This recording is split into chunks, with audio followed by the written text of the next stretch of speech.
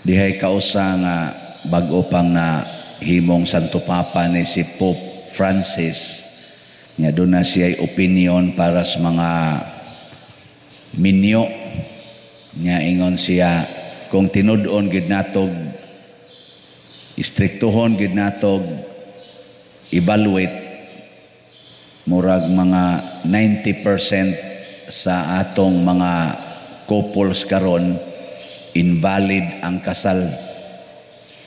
Invalid ba? Nga naman tungod kay kung kaslon ka mahimo lang ng valid basta ang duha ka parties, ang laki o babae, nakasabot gyud nga ang ilang gisudlan dili na gyud bulagon. Pila man kabuk ninyo dinhi ang nakasabot gyud ana. Pag minyo ninyo nga inigsud gid niyo aning human aning kasala, din adyod ko makabulag aning akong bana or akong asawa. Pila man kabuk ninyo taas ang kamot. Maayo. Ay, daghan daing valid dining kasal. Nya kung kulatahon ka, daog-daogon ka, magbisyo ng imong asawa o ang imong bana, nakasabot ka, nga di gyud ka mo buwag. Pila kabuk ninyo ana ang niingon sa imong kaugalingon nga bisag magbisyo pa ning akong asawa o kini akong bana, bisan pagdaog-daogon ko ani, bisan pagkulatahon ko ani maayo, di na jud ko mubuwag. Iska mo. Honest ha? Honest. Ay, istoryahin ninyo.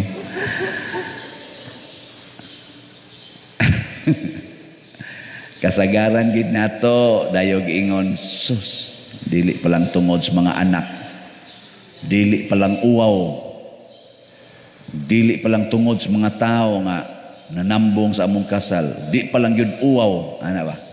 Amo na dito sa Amerika o sa ubang mga nasod nga dato, din aman uwaw nga mag-divorce, divorce na yun. Accepted naman, kaya na may balaod, divorce na yun. Mao na, diri sa panahon ni Jesus, nahimo sa na nilang balaod ang divorce. Pero si Kristo, iyang gibalik. Isa sa mga sinugdanan, ani.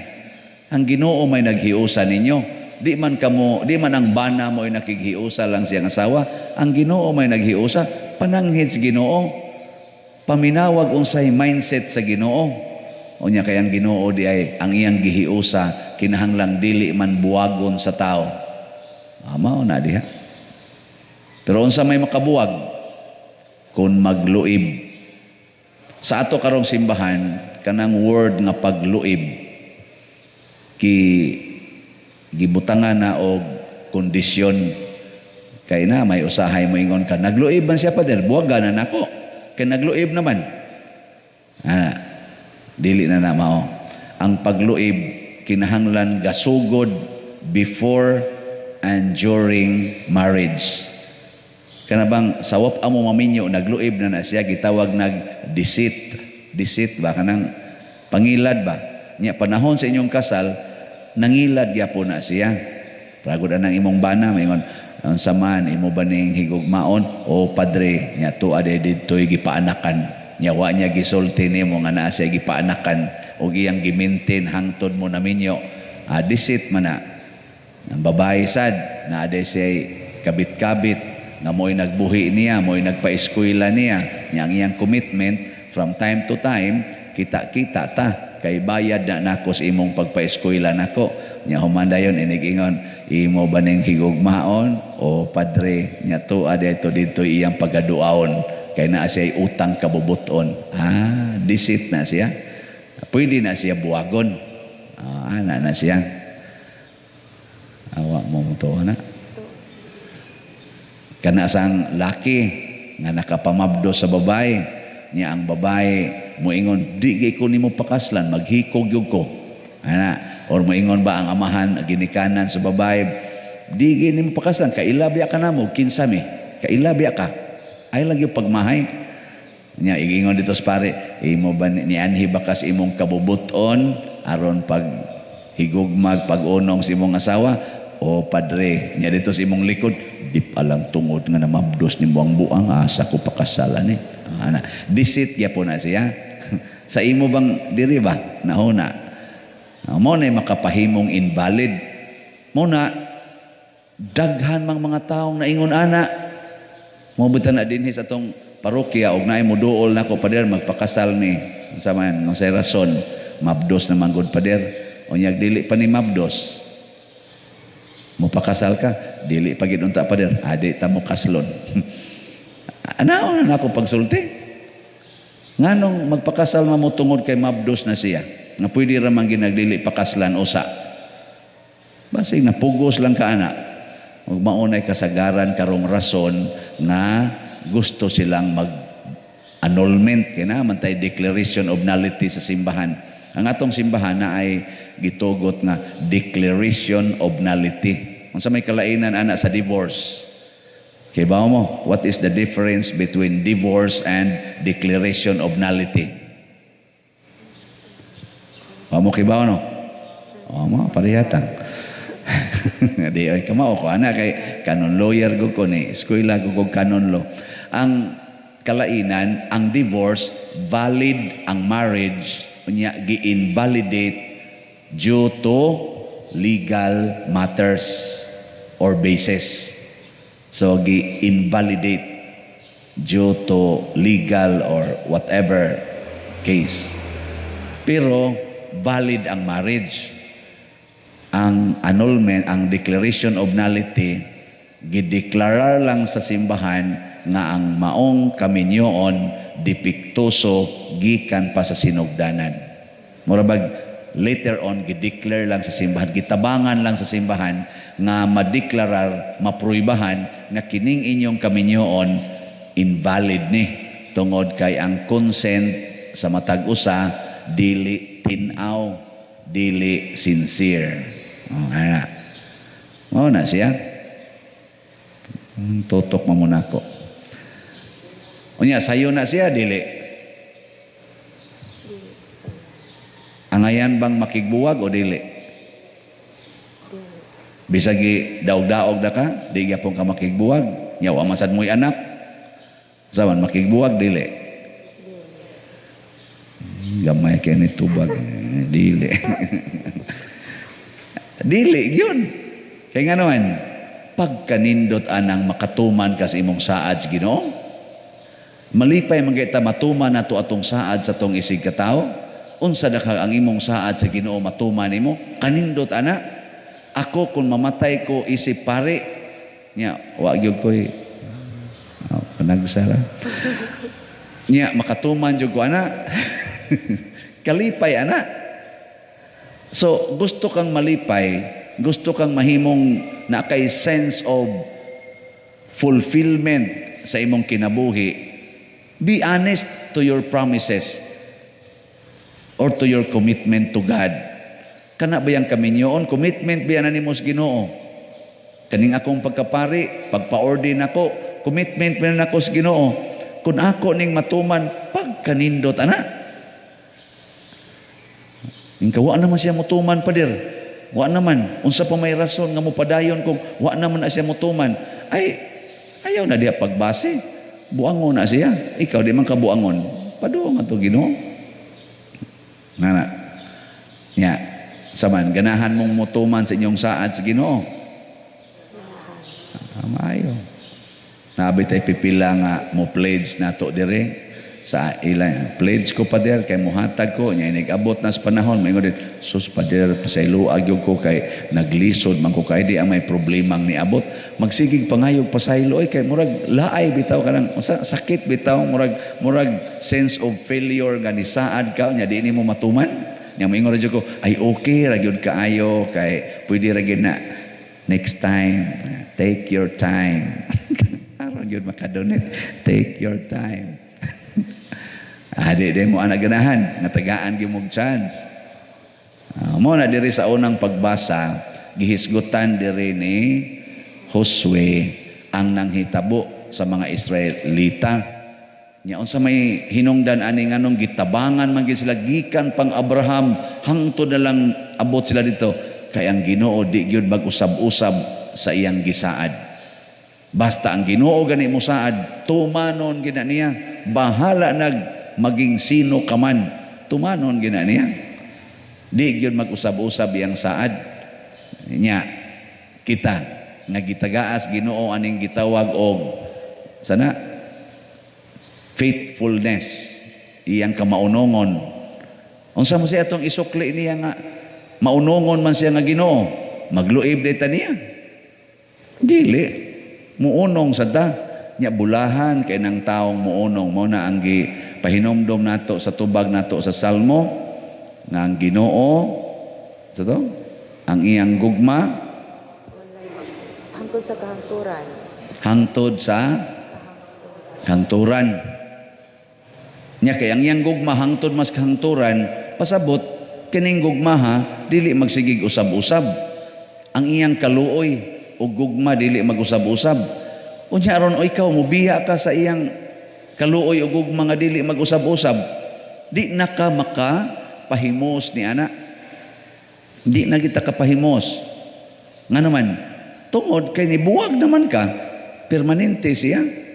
Brago na nang kita mo anang kanang anak ba sa kanabang mga lumber ba, di ba naam na sila kanang gabas nga steady ra ng gabasa pero gasigi siya tuyok pero naara siya diha ba unsa may buhaton aron ang kahoy magabas niya, ipasok nimo ang kahoy ngadto ana unya dili to nimo ipasok ngadto, dili nimo iduol atong gabas nga nagsigig ana sigig tuyok makuha tong kahoy matabas to siya dili. Pero ang gabas to permanente. Parehar sa gud aning atong kuryente. Kanang switch, unsa may naa diha ilawom sa switch. Kibaw mo? Wa mo kibaw. Ako di man sa ko electrician. Wa sa ko kibaw ana. Pero nganong inig-ana nimo inig on nimo musiga man, inig balik sa nimo speakers mapawong man. Kay naa diha ang connection o disconnection. Inig-ari nimo sa zero ang katong ilang isig ka wire din ato mag-abot kay naay mo kuan ato mo buwag ato pero inig on nimo dunay metal nga mutakdo ato nilang duha mo nang musiga pasabot bisan pag ang gugmas Ginoo permanente basta kita mo biya ta niya patay kita mao ni rong atong COVID. Muna sige na kung balik-balik din mubiya gikas Ginoo, patay gyud ka. Nanglitan ikaw asawa, magyaw-yaw kas imong bana, connected pa kas Ginoo o nibiya na? Sige, tubag. Nibiya. O tanawa inyo mga naong inigyaw-yaw nimo. Yawan on. Yawan on.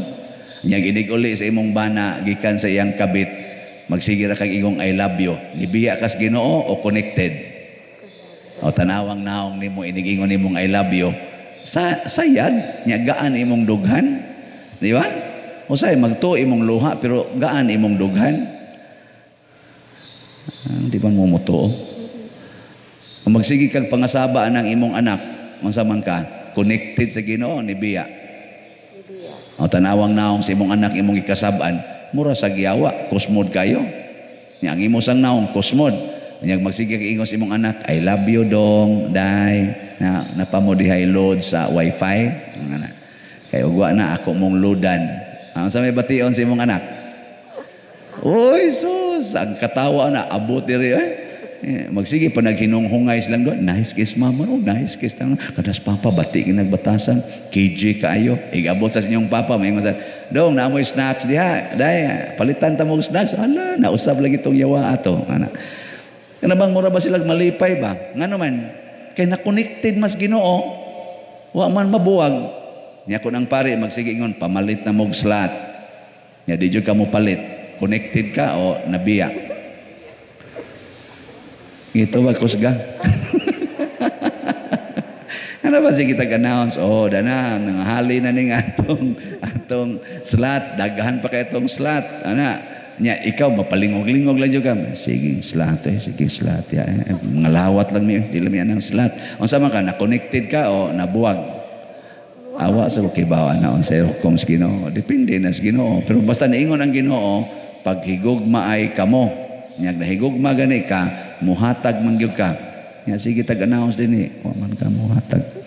Ni sa to pa, wa ka connected. Pero pasalamat nga daghan na kayong na-connected karon. O dako na bitag halin karon nagmisa maron dito sa Kapilinha siguro. Karon kay every 13 ba na of the month. So, ang atong halin ni abot na biyag 583 slots. Oh, daghan na kayo. Pero, ubay-ubay pa nahibilin. Pero di na 29,000. 28,917. Us-us na. Oh, sunod si Mana, ani, huigo sa nagpabalit. Kamu, mausab sa ng inyong desisyon. Umalit sad mo, ahawa na. Horot dayon ni sunod si Mana. Kadaghang taos kalibutan. So mga igsoon kani siya nahitabo ni tungod kay daghan ang gustong ma-connected kay ang mahal nga birhen very very close and perfectly connected to God. Mao na nga kun mo pahiuyon tas ilang mga plano connected tas Ginoo ug ang connected sa Ginoo kanunay gyud nga malinawon, malipayon og kontentos kinabuhi. Kanang makaingon ka wala ka nang hahanapin pa. Dinagid ta mahadlok aning ni ang mga COVID kanang kamatayon di ta mahadlok bisag magdungan patarong tanan og kamatay okay ra gyud kayo basta connected ta sa Ginoo. Bika mo ron sugot mo dungan ta tanan. Sugot kisay mo sugot tas kamot aron maguna. So nagini isa sa una lang oro dito pader bahala ka diyan na imong kuyog mo nang imong slat-slat diha bahala na ka diya. Bahala na sa sunan gana. Mauna ko ngadto sa langit magsige lang kog tan-aw ninyo dinhi nga sige hag atake si Yawa. Maingon ako da ngano bitang wa mo mamatay tan-awa diba hapit na mo maimpierno. Bitaw kung kanus aman ihatag sa Ginoo ang pagsulod sa langit. Congratulations. Og di sad ihatag karon ato pa padayon nga connected niya every day. Og mao na ang nindot nga matud pa ni Kristo ang kabubuton Dios Ginoo mo isunda dili ang inyo. Kay pag ingong Pedro may pagdi magbinyo sana ang magyapoy kabubuton sa Ginoo nganong dili ka kaminyo kana sa isunda kay basig minyoonon gyud ka nya di ka magminyo pero na ko sa una sige magpaning kamot katulog ko ato ga plano-plano magminyo sa mga tulosad ka babae mga gwapam gani kay to buutan pa gyud sayang ka istanan. Karon sige lang tag-atubang ning puol nag joke kay mas puolon dato pero ngano wa man to madayon kay sa akong pagsigi yung pamalandong edad kog 30 malandong kog maayo kusog man gyud kaayo ang diktar nga musud sa seminaryo mo to 31 akong edad sud gyud kog seminaryo wa ako nagminyo o tanawa abot gyud ko dinhi San Vicente nya nagmahay mong naabot ko dire. Kamu, magmahay. Sige, nindog na ta.